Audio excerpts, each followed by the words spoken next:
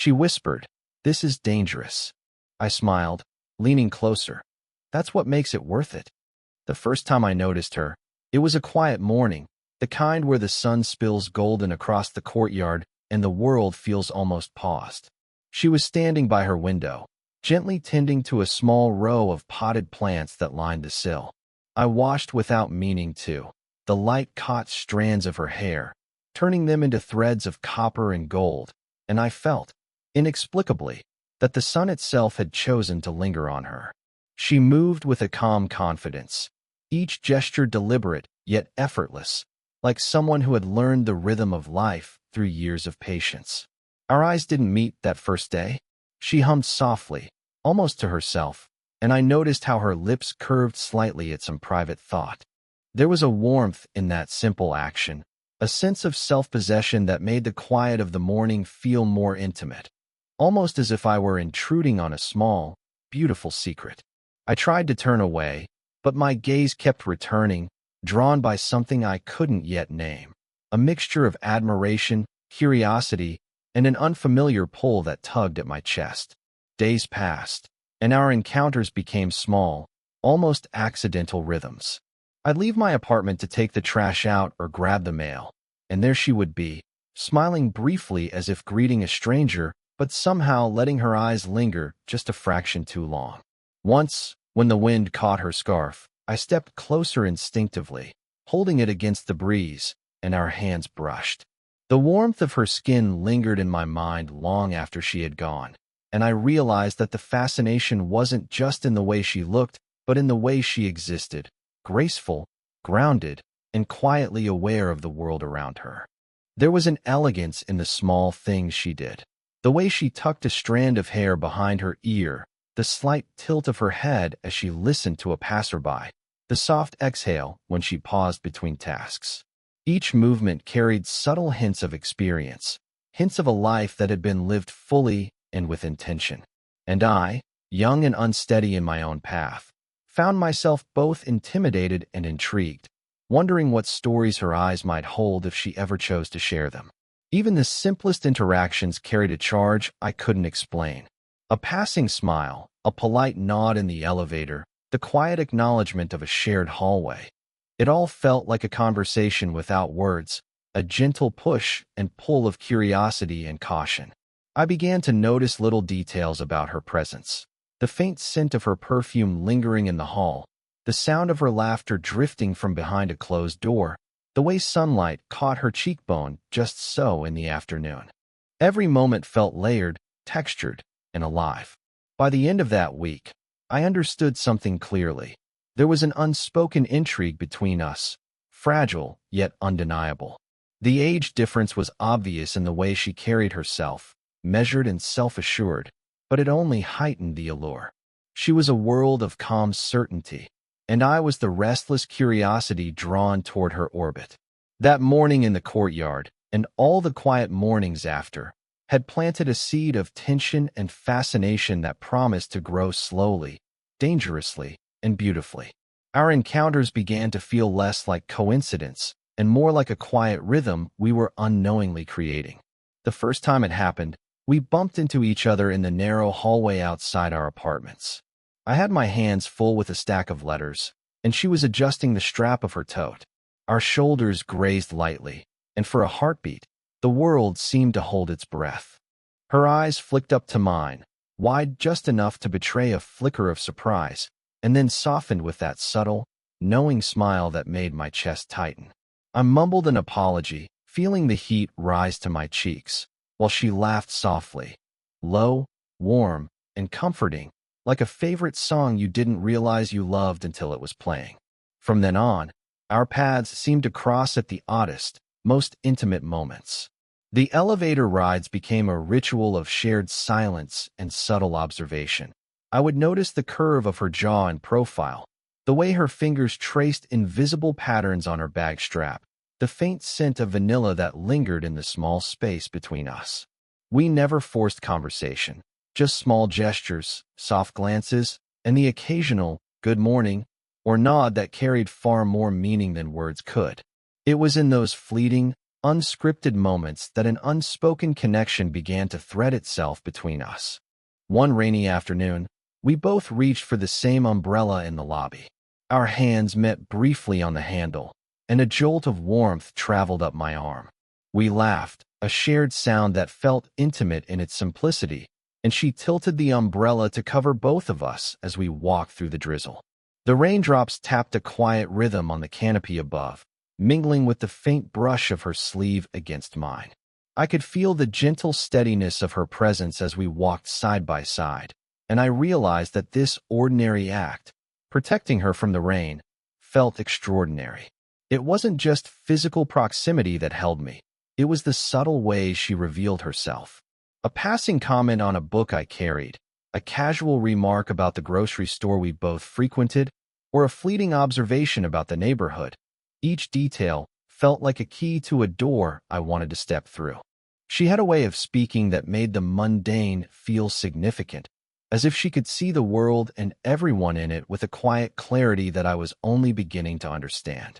Even in these early encounters, the age difference was apparent, not in any awkward or forced way, but in the grace of her movements, the measured way she spoke, the calm patience she carried like a second skin. And yet, it drew me in rather than pushed me away. I found myself leaning closer in conversation, listening more intently, noticing the way her laugh lingered in the space between words, or the subtle tilt of her head that suggested thoughtfulness, reflection, and experience. By the time we parted that rainy afternoon, I realized I was waiting, almost impatiently, for the next accidental brush, the next fleeting smile, the next soft glance that said more than words ever could. Each encounter, no matter how brief, was building a rhythm, a quiet tension that neither of us had named but both of us felt. The unmistakable pull of curiosity, attraction, and the thrill of the unknown. It was one of those quiet evenings when the world outside felt paused.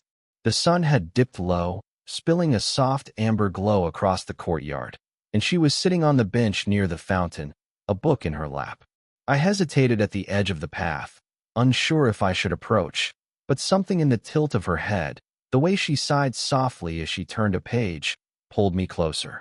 "Rough day?" I asked gently, not wanting to startle her. She looked up, her eyes meeting mine with a flicker of surprise, then a soft warmth that made my chest tighten. "You could say that," she murmured, closing the book slowly. There was a pause, a quiet hesitation, before she added, "Sometimes life just piles up, you know."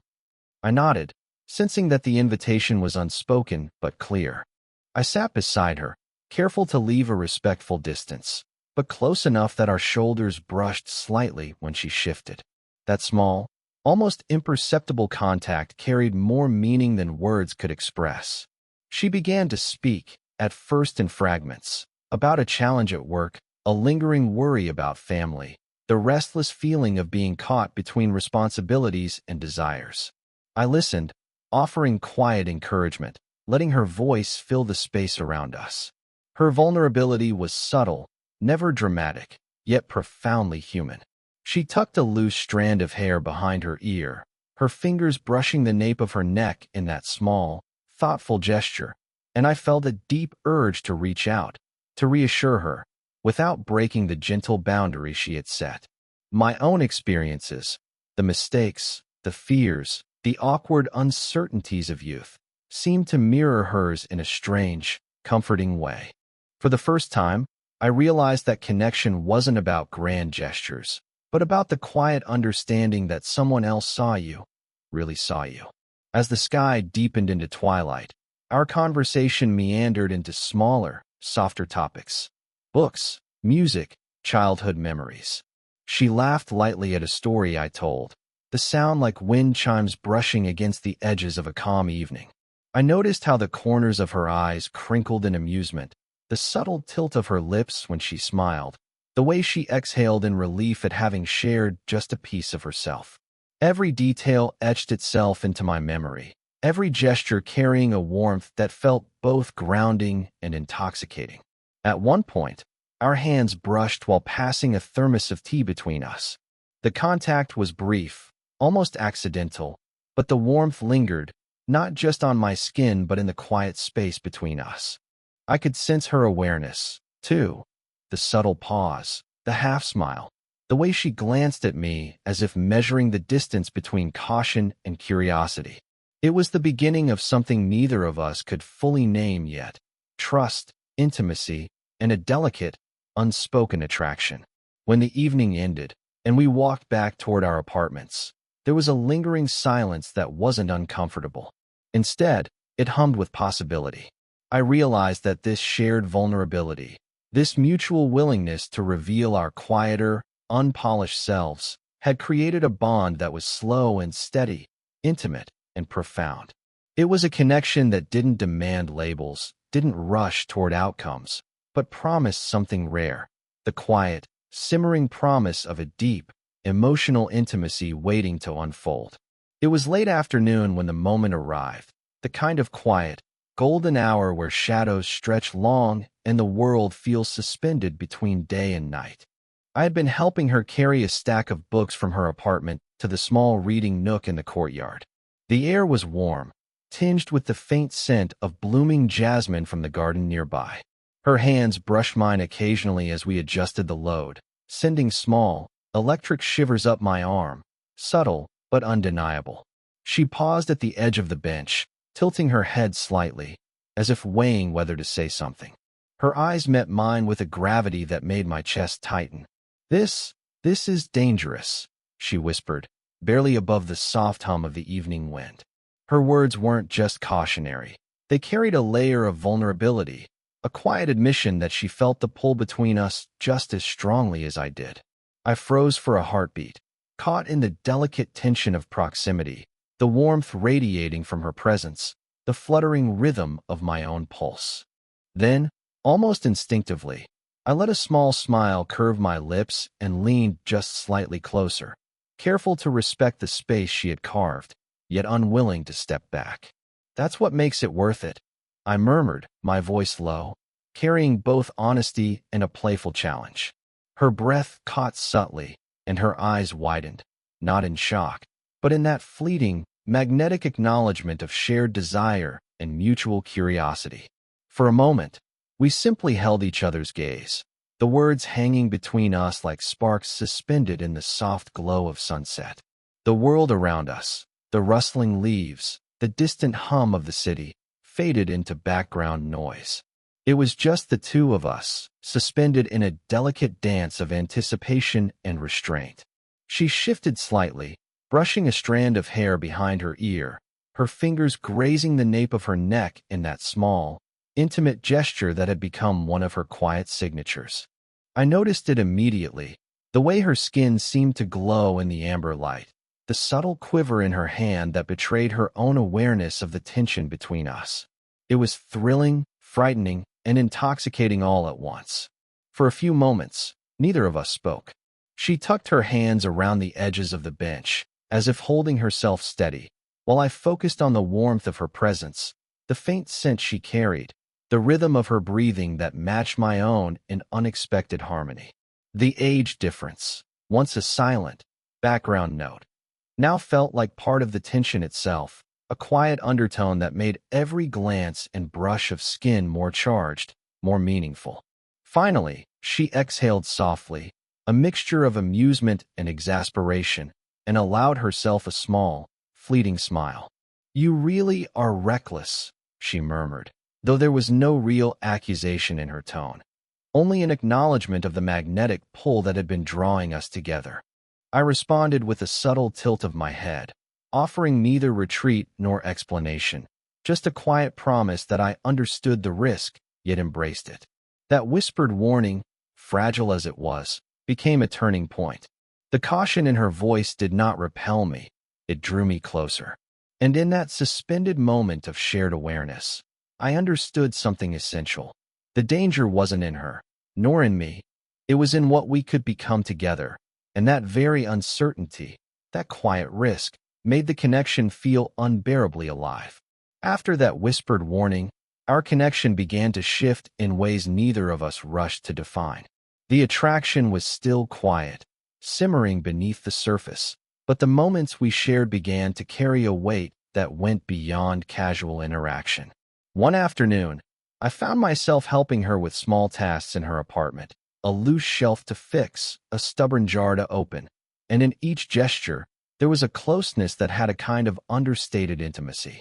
When our hands met over the task, our fingers brushed deliberately or accidentally. Sometimes I wasn't sure which, and the warmth lingered longer than necessary. I noticed how she would pause just slightly when I reached across her kitchen counter, how her gaze would follow my movements with subtle interest, and how a small, knowing smile would appear when our hands accidentally lingered together. There was no urgency, no pressure, just a gentle acknowledgement of the comfort we found in each other's presence. She made tea for us both one rainy evening, her movements slow and deliberate. As she handed me the cup, our fingers met once more, and I felt the soft, quiet thrum of connection, the warmth of the porcelain pressing against my palm, and the faint scent of chamomile drifting between us. We sat close on the couch, the steam curling upward, her shoulder brushing against mine. There was no need for words, just the comfort of presence, the small, shared silence that felt like an embrace in itself. Even outside her apartment, the gestures continued. Walking home together, I would steady her when the uneven pavement jostled her steps, and she would lean slightly into me, trusting, aware, unafraid. During these simple moments, the age difference, the experience she carried, the patience she exuded, felt like a grounding force, and I, with my own youthful restlessness, found both fascination and solace in it. One evening, as we rearranged a stack of books in her living room, our hands met on the same spine, fingers brushing with an unspoken electricity. She laughed softly, a low, warm sound that made my chest tighten. "You're too close," she said teasingly, though the tilt of her head and the glimmer in her eyes betrayed her enjoyment. I smiled, not stepping back, feeling a thrill in the quiet tension, a warmth that wasn't just physical but profoundly emotional. It was in these subtle acts, touching hands to steady a teacup, leaning together to reach a book, brushing a strand of hair from her face, that our intimacy grew. Each gesture became a language of its own, conveying trust, curiosity, and desire without words.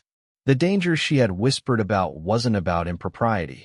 It was about the depth of connection, the vulnerability that came with allowing someone into the quiet spaces of your life. By the time we parted that evening, I realized how much these small moments had changed us. The attraction was no longer a simmering undercurrent. It was an undeniable presence, gentle but insistent, like sunlight spilling into a room. And though our gestures were subtle, their impact was profound, creating a shared rhythm, a dance of closeness that neither of us wanted to end. The slow burn of affection, born of quiet acts and meaningful touches, was settling into something enduring, something that promised intimacy, trust, and, eventually, love. The rhythm we had built, the quiet intimacy, and the subtle gestures that had slowly drawn us together, suddenly felt fragile. It wasn't a single event, but a string of small reminders that the connection between us carried stakes we hadn't fully confronted. A casual remark from a neighbor, a lingering glance from someone who noticed our closeness, even the whisper of social expectation. The world outside our small bubble seemed to press against the delicate space we had created. One evening, I lingered at her apartment door longer than usual, my hand hovering over the handle. She opened it, smiling warmly, but I noticed a subtle tension in her posture, a slight stiffening of her shoulders, a careful adjustment of the scarf around her neck. "Are you all right?"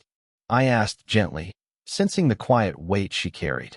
She hesitated, eyes flicking to mine, and then glanced down, tracing patterns on the edge of her sleeve. "It's nothing," she said softly, though the tremor in her voice betrayed her. The doubt that had begun to creep into my mind started to take form. Was this connection reckless? Were we moving too fast emotionally, even if physically we remained careful? Her age, her life experience, my own inexperience, they all felt magnified in the face of external scrutiny. I thought about the things people might whisper, the judgments that could follow, and a knot of hesitation settled in my chest. For the first time, I felt the weight of possibility as something precarious, fragile. Even small interactions began to feel charged. When I held the door open, she lingered just slightly, and the tension between us became a tangible, almost suffocating presence. A shared text lingered unread, a message half-typed, a response delayed. Every pause became a mirror for our own uncertainty. I found myself replaying moments in my mind. Had I leaned too close, lingered too long in her presence, let my words carry more meaning than intended? And yet, even in hesitation, the pull remained undeniable. One evening, as we walked together after a quiet dinner, our steps slowed, and neither of us spoke for several blocks. The space between us felt heavier, filled with unspoken fears and questions. I stole glances at her, noticing how her fingers brushed against her bag strap, how her eyes softened when she looked at the streetlights, and I realized that both of us were measuring the distance between caution and desire. The connection that had once felt effortless now carried a tension, an almost frightening awareness of what we were risking emotionally. But it wasn't fear alone. Beneath the hesitation, there was longing, a quiet, insistent ache that neither words nor logic could fully contain. The conflict made each glance, each small brush of hands, more charged. The uncertainty didn't repel us. It sharpened the awareness of what we felt, intensifying the emotional intimacy we had been cultivating so carefully. By the end of the evening, we parted with a lingering pause, a soft squeeze of the hand, and the unspoken acknowledgement that our connection was at a crossroads. Hesitation had entered the narrative, but so had clarity, the attraction, the trust, the quiet emotional intimacy. These were real, undeniable, and worth the careful navigation of fear. The slow burn of longing and caution had reached its peak, preparing us for the next step toward resolution and emotional fulfillment. The evening air was soft, scented faintly with jasmine from the courtyard below. The tension that had lingered for days, the hesitation, the fear of missteps, the unspoken worries about what others might think, seemed to meld away as we found ourselves together once more. She had invited me to her apartment under the pretense of watching the sunset from her balcony, but I knew this was more than just a shared view. It was a quiet declaration, an intimate space where the world outside could not intrude. We stood side by side, leaning lightly against the railing, shoulders brushing occasionally. The city stretched beneath us, warm lights twinkling in the growing twilight, but all I noticed was her. The way the fading sunlight played along the curve of her cheek, the gentle slope of her shoulders, the quiet grace in every breath she took. For a moment, the world outside ceased to exist. Her hand hovered near mine, and I felt the unspoken invitation before our fingers entwined naturally, the warmth spreading through both of us like a secret shared. I was worried, she admitted softly, her voice barely above the hum of the evening. About everything. I turned to her, taking both her hands in mine, careful to be steady, reassuring. Me too, I whispered. But we're here, and that's what matters. Her smile was slow, unhurried, carrying the weight of months of tension, curiosity, and small gestures. She leaned just slightly into me, and I could feel the subtle pressure of her head against my shoulder, the warmth radiating from her. In that moment, all the whispered warnings, the hesitation, the fear of what others might think, it all felt secondary to the quiet intimacy we shared. Our age difference, once a distant note in the background of our story, now seemed like a thread that added depth to the connection, a reminder of the lives we had lived before and the understanding we now offered each other. We lingered there, hands intertwined, speaking in soft tones, our conversation meandering from memories to dreams, to the simple things that made us laugh and the quiet worries that made us pause. Every brush of her fingers, every gentle glance, every shared smile became a language of its own, unspoken but profoundly felt. There was no rush, no need to define, no urgency to label what had blossomed between us. It was enough to simply be present, to exist in this shared space of warmth and trust. As night settled, she shifted slightly, turning to face me fully. Her eyes met mine, steady and soft, and I felt the full depth of what had grown between us: respect, trust, and a quiet, undeniable affection. I brushed a strand of hair from her face, fingertips grazing her cheek, and she closed her eyes briefly at the touch, leaning into it ever so slightly. The moment was tender, slow, intimate, and completely safe, a physical echo of all the emotional intimacy we had nurtured together. When we finally stepped back, it was not with distance, but with a gentle promise, a shared understanding that this connection, built on subtle touches, quiet vulnerability, and patient care, had reached a place of fulfillment. The danger she had whispered about no longer loomed as a threat. Instead, it had transformed into a quiet thrill, the knowledge that love, even unexpected or unconventional, could be beautiful, grounding, and profoundly real. The slow burn had reached its gentle climax, leaving us with warmth, safety, and the quiet certainty that our hearts had found a rhythm together, a rhythm we would carry, unspoken but deeply understood, long after the lights of the city had faded.